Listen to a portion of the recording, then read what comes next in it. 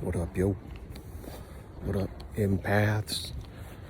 I'm out today doing a little walk in the neighborhood, and I wanted to talk to you, do something different, The narcissist. What about the narcissist? Well, what I wanted to talk to you about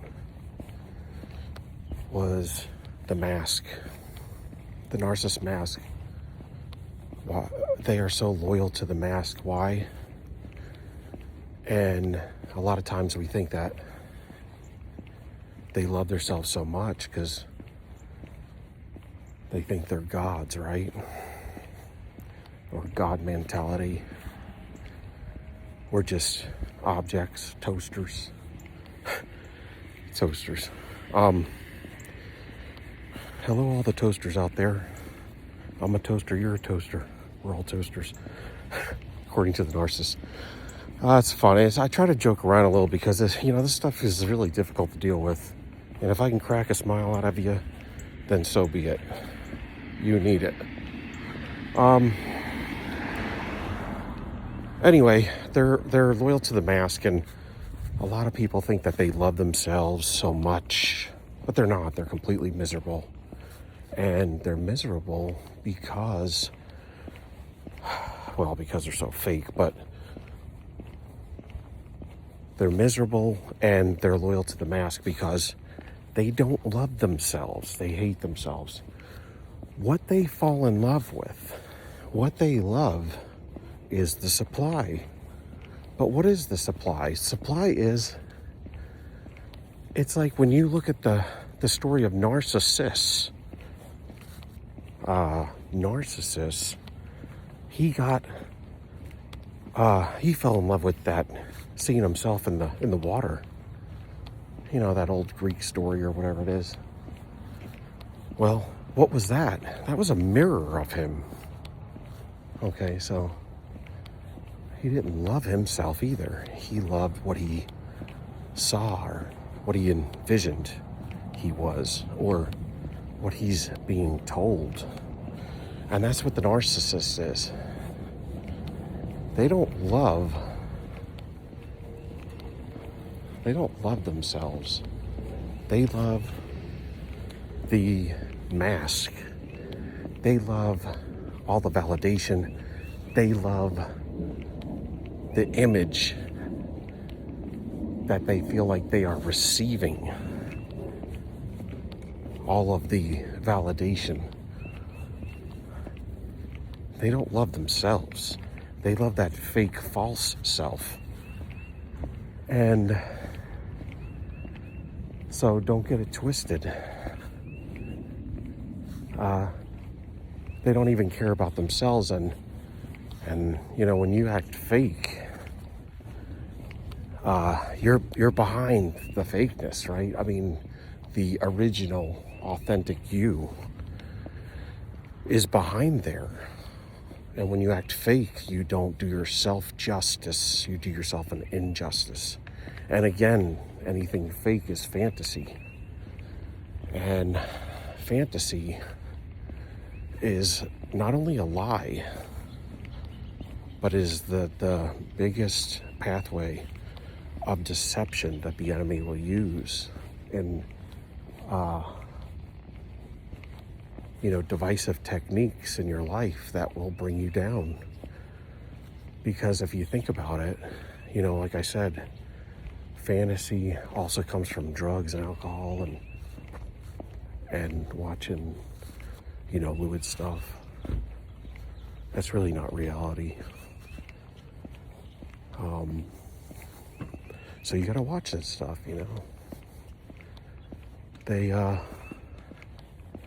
They also like to get you to react a lot, and you wonder, what's going on there?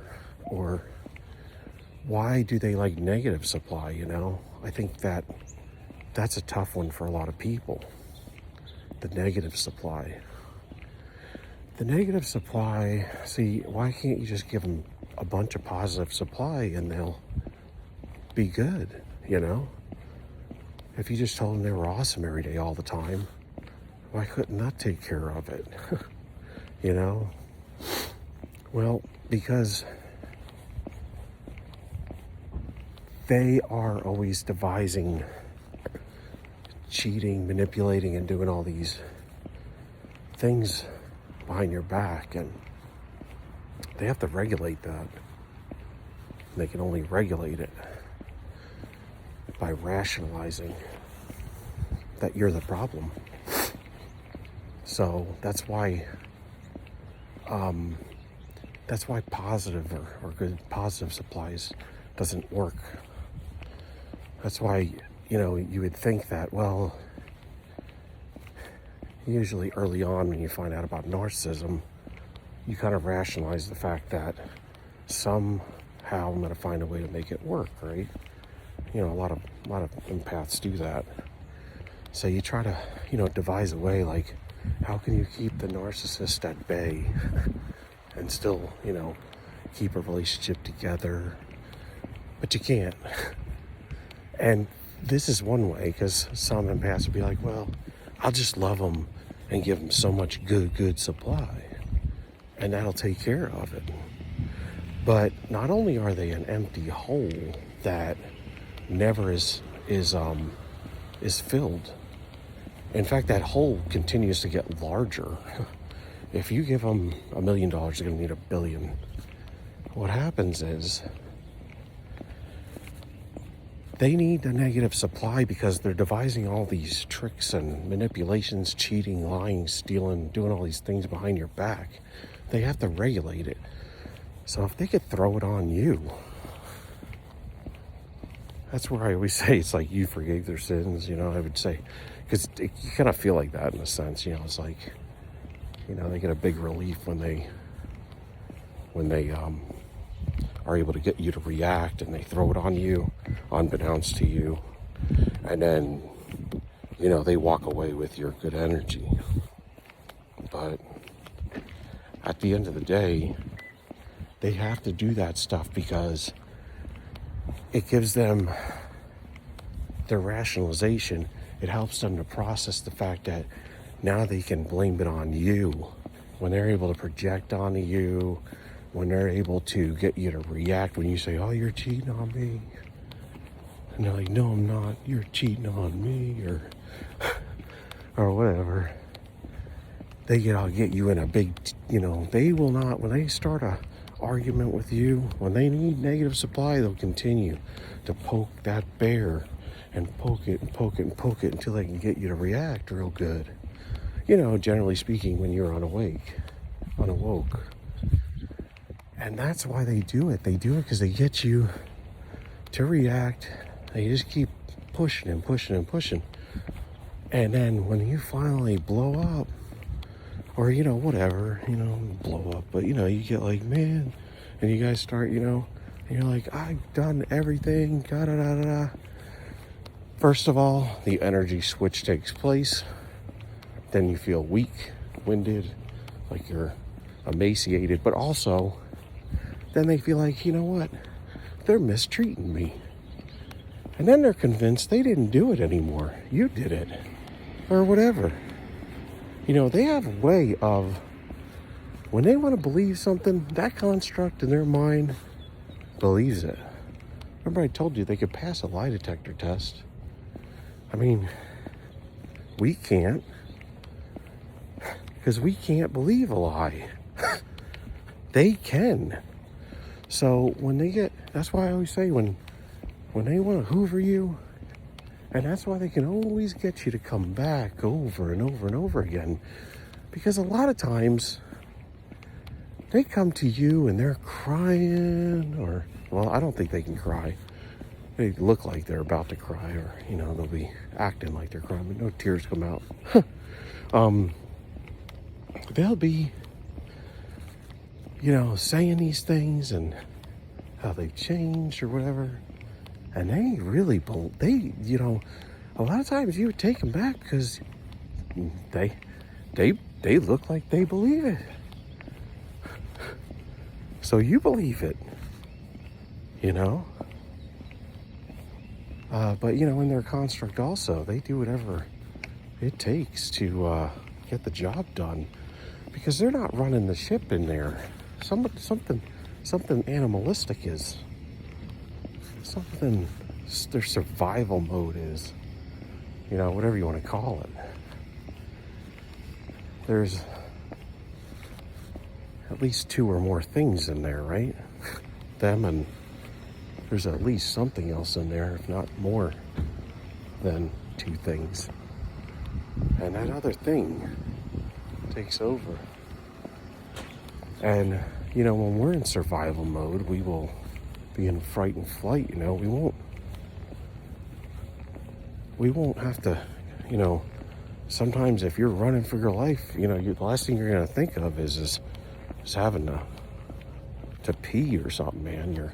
Your kidneys will shut down for a period of time so that you can get the heck out of there and you can concentrate on doing what you got to do to break free from, whatever that issue is that's making you unsafe. And then, later on, it will relax, and when that fight or flight stops, then you'll be able to go, back to normal and go to the restroom, whatever you got to do.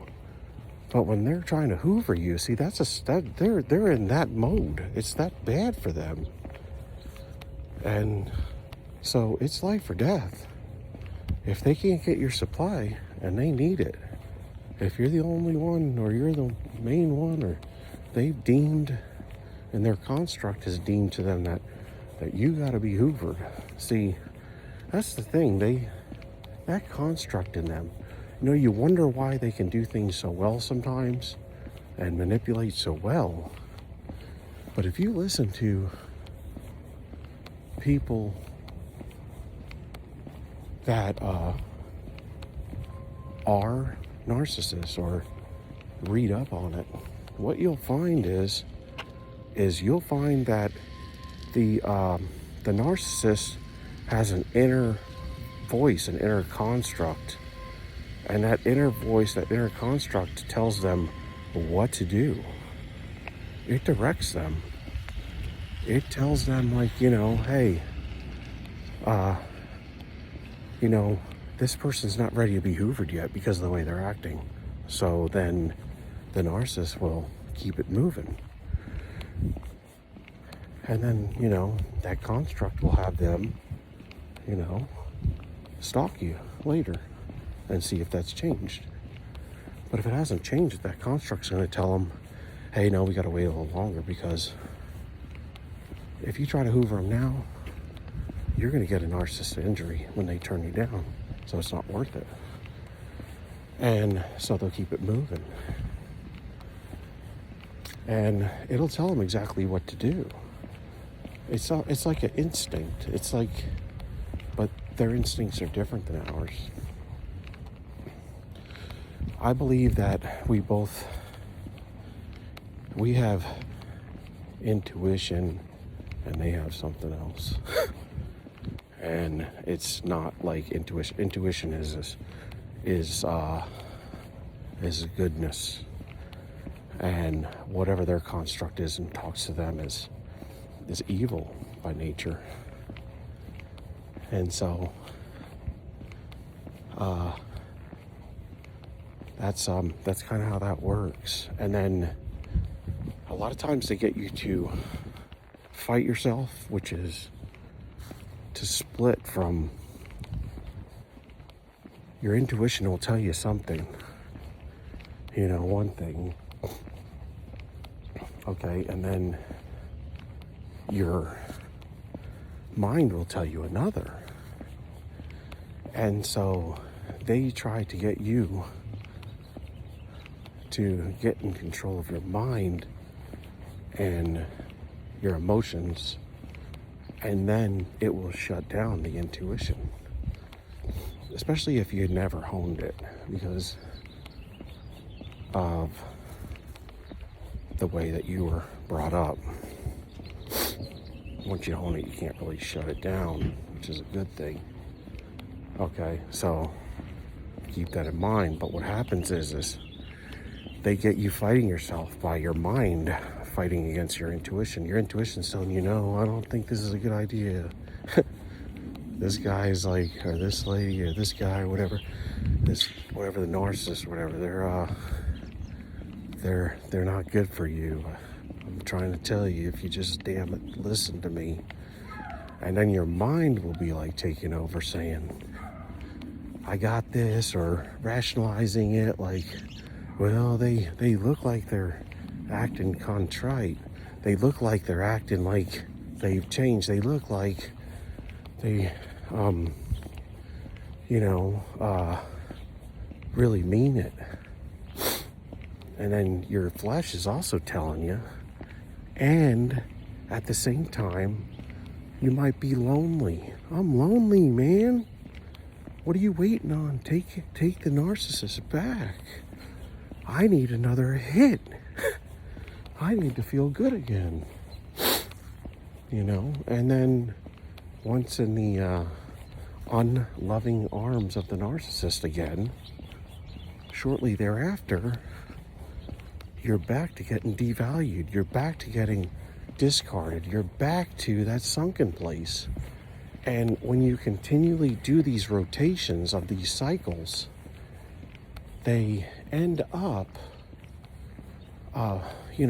becoming, when you do something over and over, it becomes a habit.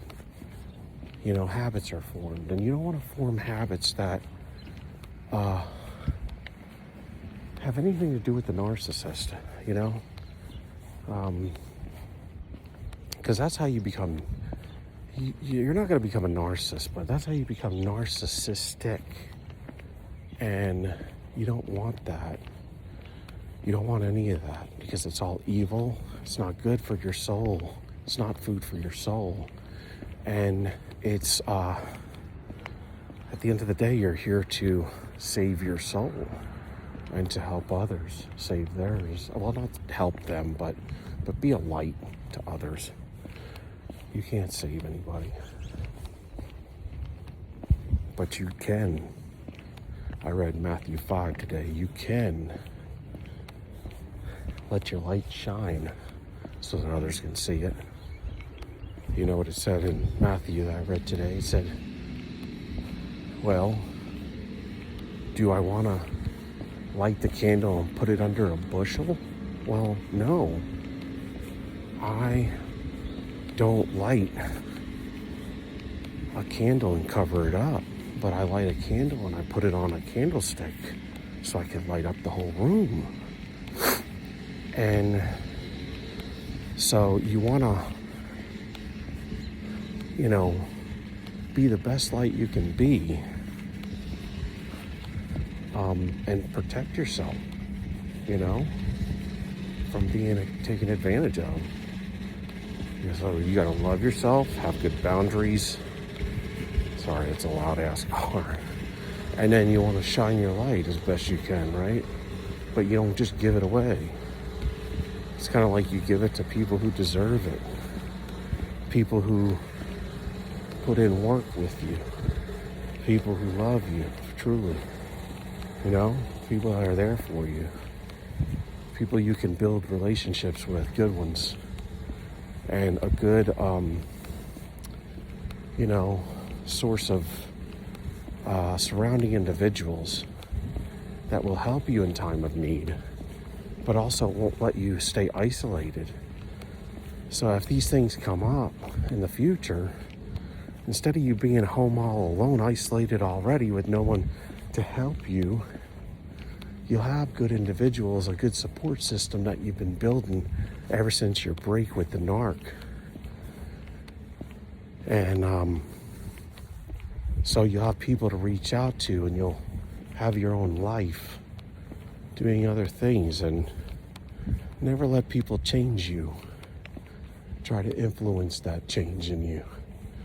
That's why even shining your light, you can, what does it say? It says a city on a hill that's lit.